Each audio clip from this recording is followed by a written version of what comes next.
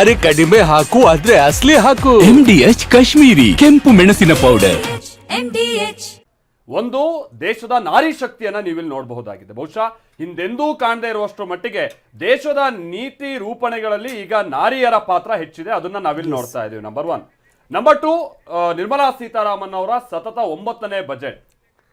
ಮೂರನೇದು ಏನು ವಿಚಾರ ಅಂತ ಅಂದ್ರೆ, ಮಹಿಳೆಯರೇ ಈ ರೀತಿಯಾದಂತಹ ದೊಡ್ಡ ದೊಡ್ಡ ಸ್ಥಾನದಲ್ಲಿರುವಂತಹ ಕಾರಣಕ್ಕಾಗಿ ಮಹಿಳೆಯರಿಗೆ, ದೇಶದ ಮಹಿಳೆಯರಿಗೆ ಆರ್ಥಿಕವಾಗಿ ಸಬಲೀಕರಣ ಆಗುವಂತ ನಿಟ್ಟಿನಲ್ಲಿ, ಸಾಮಾಜಿಕವಾಗಿ ಸಬಲೀಕರಣ ಆಗುವಂತ ನಿಟ್ಟಿನಲ್ಲಿ ಇವರ ಕೊಡುಗೆಗಳು ಏನಿರುತ್ತವೆ ಅನ್ನುವಂಥದ್ದು ಪ್ರಶ್ನೆ.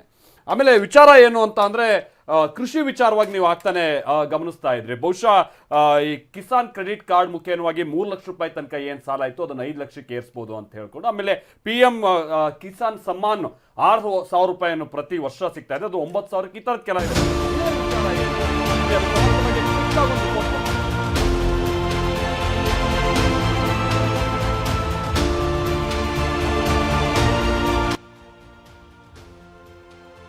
ಮಹಿಳೆಯರ ಭಾಗ್ಯದ ಪೆಟ್ಟಿಗೆ. ಹೌದು, ಕೇಂದ್ರದ ಬಜೆಟ್ ಈ ಬಾರಿ ಮಹಿಳೆಯರ ಪಾಲಿಗೆ ಭಾಗ್ಯದ ಪೆಟ್ಟಿಗೆ ಆಗಲಿದ್ಯಾ ಅನ್ನೋ ಕುತೂಹಲ ಹುಟ್ಟಿಸಿದೆ. ಇವತ್ತು ಬಜೆಟ್ ಎಂಬ ಬುಟ್ಟಿ ಬಿಚ್ಚಿಡಲಿರುವ ನಿರ್ಮಲಾ ಸೀತಾರಾಮನ್ ನಾರಿ ಶಕ್ತಿಯ ನಸೀಬನ್ನೇ ಬದಲಿಸ್ತಾರೆ ಅಂತ ಹೇಳಲಾಗ್ತಾ ಇದೆ. ಹಾಗಿದ್ರೆ ಗೃಹಿಣಿಯರಿಗೆ ಮೋದಿ ಸರ್ಕಾರದ ಕೃಪಾ ಕಟಾಕ್ಷ ಹೇಗಿರಲಿದೆ ಅಂತ ತೋರಿಸ್ತೀವಿ ನೋಡಿ. ಮಹಿಳಾ ಮಣಿಗಳತ್ತ ಕೇಂದ್ರದ ಚಿತ್ತ, ಬಜೆಟ್ನಲ್ಲಿ ಭರ್ಜರಿ ಗಿಫ್ಟ್. ಜನಧನ್ ಅಕೌಂಟ್ ಹೊಂದಿರುವ ಮಹಿಳೆಯರಿಗೆ ಸಾಲ ಸೌಲಭ್ಯ. ಹೌದು, ಈ ಬಾರಿಯ ಬಜೆಟ್ನಲ್ಲಿ ಮಹಿಳೆಯರಿಗೆ ಭರ್ಜರಿ ಗಿಫ್ಟ್ ನೀಡೋದಕ್ಕೆ ಕೇಂದ್ರ ಸರ್ಕಾರ ಸಿದ್ಧತೆ ನಡೆಸಿದೆ ಎನ್ನಲಾಗ್ತಾ ಇದೆ. ಮಹಿಳೆಯರಿಗೆ ಹೆಚ್ಚಿನ ಶಕ್ತಿ ನೀಡುವ ಯೋಜನೆಗಳನ್ನ ಘೋಷಿಸುವ ಸಾಧ್ಯತೆ ದಟ್ಟವಾಗಿದೆ. ಜೊತೆಗೆ ಕ್ರೆಡಿಟ್ ಕಾರ್ಡ್ಗಳನ್ನ ನೀಡಲಾಗುತ್ತೆ ಅಂತ ಹೇಳಲಾಗ್ತಾ ಇದೆ. ಹಾಗಿದ್ರೆ ಮಹಿಳೆಯರಿಗೆ ಏನೇನು ಸಿಗುವ ಸಾಧ್ಯತೆ ಇದೆ ಅಂತ ನೋಡೋದಾದ್ರೆ, ಮಹಿಳಾ ಕೇಂದ್ರಿತ ಯೋಜನೆಗಳು ಬಜೆಟ್ನಲ್ಲಿ ಘೋಷಣೆಯಾಗುವ ಸಾಧ್ಯತೆ ಇದೆ. ಜನ್ಧನ್ ಅಕೌಂಟ್ ಹೊಂದಿರುವ ಮಹಿಳೆಯರಿಗೆ ಬ್ಯಾಂಕ್ನಿಂದ ಸಾಲ ಸೌಲಭ್ಯ, ಇನ್ಸೂರೆನ್ಸ್ ಯೋಜನೆ, ಮಹಿಳೆಯರಿಗೆ ಕಸ್ಟಮೈಸ್ಡ್ ಕ್ರೆಡಿಟ್ ಕಾರ್ಡ್, ಮಹಿಳೆಯರನ್ನ ಕೇಂದ್ರೀಕರಿಸಿದ ಇನ್ಸೂರೆನ್ಸ್ ಯೋಜನೆಗಳನ್ನ ಪ್ರಮುಖವಾಗಿ ಬಜೆಟ್ನಲ್ಲಿ ಘೋಷಿಸಲಾಗುತ್ತೆ ಎನ್ನಲಾಗ್ತಾ ಇದೆ. ಜೊತೆಗೆ ಗ್ರಾಮೀಣ ಭಾಗದ ಉದ್ಯಮಗಳನ್ನ ಬೆಂಬಲಿಸುವ ಸಾಲ ಸೌಲಭ್ಯ, ಸ್ವಸಹಾಯ ಸಂಘಗಳಿಗೆ ಸಾಲ ಸೌಲಭ್ಯ ಘೋಷಿಸುವುದನ್ನ ಕೇಂದ್ರ ಸರ್ಕಾರ ಪರಿಗಣಿಸಿದೆ ಅಂತ ಹೇಳಲಾಗ್ತಾ ಇದೆ. ಇನ್ನು ಗ್ರಾಹಕರ ಸಮಸ್ಯೆಗಳನ್ನ ಪರಿಹರಿಸುವುದಕ್ಕೆ ಹಾಗೂ ಇನ್ಸೂರೆನ್ಸ್ ಕ್ಲೈಮ್ ಇತ್ಯರ್ಥಪಡಿಸುವುದಕ್ಕೆ ಬಲವಾದ ರೆಗ್ಯುಲೇಟರ್ ವ್ಯವಸ್ಥೆಯನ್ನ ಜಾರಿಗೊಳಿಸಲಾಗುತ್ತೆ ಎಂಬ ನಿರೀಕ್ಷೆ ಇದೆ. ಉದ್ಯೋಗಸ್ಥ ದಂಪತಿಗೆ ಜಂಟಿ ತೆರಿಗೆ ವ್ಯವಸ್ಥೆ ಜಾರಿ.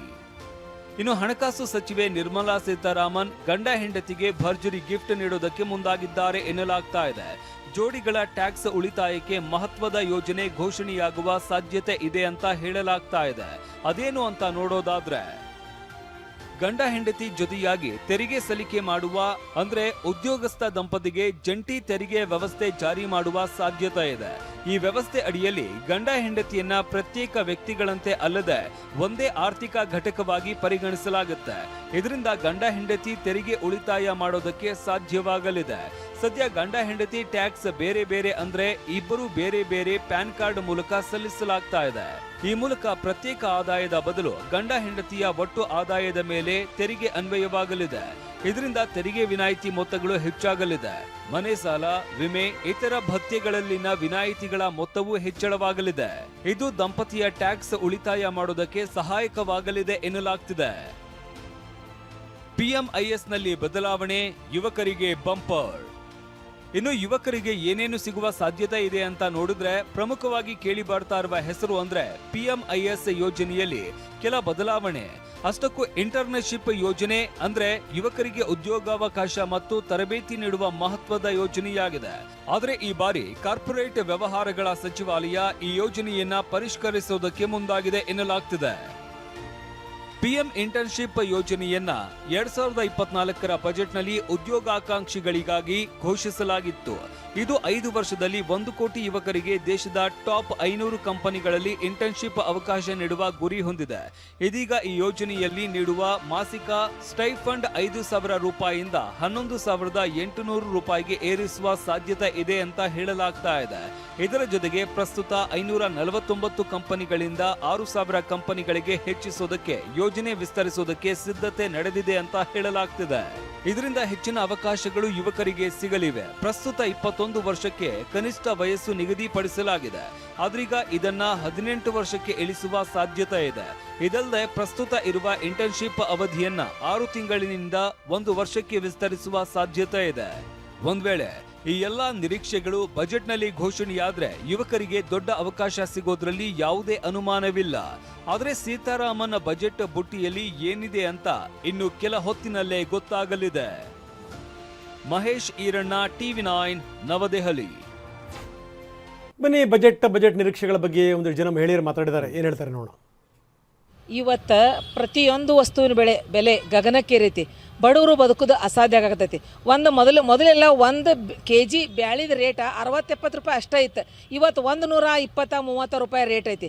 ಈ ಪ್ರತಿಯೊಂದರ ಬೆಲೆ ಗಗನಕ್ಕೇರೋದ್ರಿಂದ ಜನಸಾಮಾನ್ಯರ ಕಷ್ಟ ಎಲ್ಲ ಸಾಕಷ್ಟು ಕಷ್ಟ ಅದಾವು. ಅವು ಪರಿಹಾರ ಆಗಕ್ಕೆ ಸಾಧ್ಯ ಇಲ್ಲ. ಯಾಕಂದ್ರೆ ಅವ್ರ ಸಿಗೋ ಕೂಲಿ ಕಡಿಮೆ ಇರೋದ್ರಿಂದ ಅವ್ರಿಗೆ ಅವ್ರ ಕುಟುಂಬ ನಿರ್ವಹಣೆಗೇ ಸಾಕಾಗ್ತಾ ಇಲ್ಲ ಈ ಸರ್ಕಾರದ್ದು.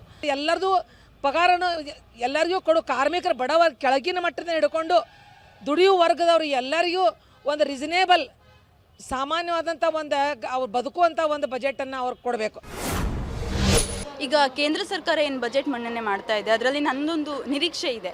ಮಂಗಳೂರು ಕರಾವಳಿ ಭಾಗದಲ್ಲಿ ಮೇನ್ ಆಗಿ ಬೇಕಾಗಿರೋದು ರಸ್ತೆ, ಆಮೇಲೆ ಮೀನುಗಾರರು, ಹಾಗೆ ಏನು ರೈಲು, ಇದೆಲ್ಲ ವ್ಯವಸ್ಥೆ ಆದರೆ ಇದರೆಲ್ಲ ನಿರೀಕ್ಷೆದ ಮೇಲೆ ನಾವಿದ್ದೀವಿ. ಸೊ ಇದೊಂದು ಮನ್ನಣೆ ಆದರೆ ನಮಗೂ ಕೂಡ ಹೆಲ್ಪ್ ಆಗುತ್ತೆ.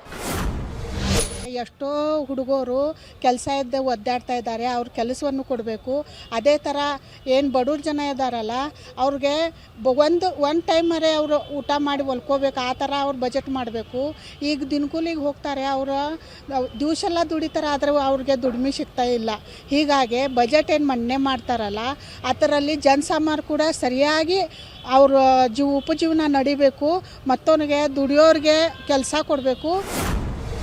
ಮೊದಲಲ್ಲಿ ಸದ್ಯದಲ್ಲಿ ಆಗ್ತಿದೆ ಲೋಕಾಪುರ, ಮತ್ತು ಅದು ಆದಷ್ಟು ಬೇಗ ಆದರೆ ನಮಗೂ ತುಂಬ ಸುಲಭವಾಗಿ ಆಗುತ್ತೆ. ಆಮೇಲೆ ಬಂಗಾರದ ರೇಟ್ ತುಂಬ ಜಾಸ್ತಿ ಆಗಿದೆ ಅಲ್ಲ, ಅದನ್ನು ಕೂಡ ಇಳಿಕೆ ಮಾಡಿದೆ ಗೌರ್ಮೆಂಟ್ದವರು. ಬಡವರಿಗೆ ತುಂಬ ಹೆಲ್ಪ್ ಆಗುತ್ತೆ.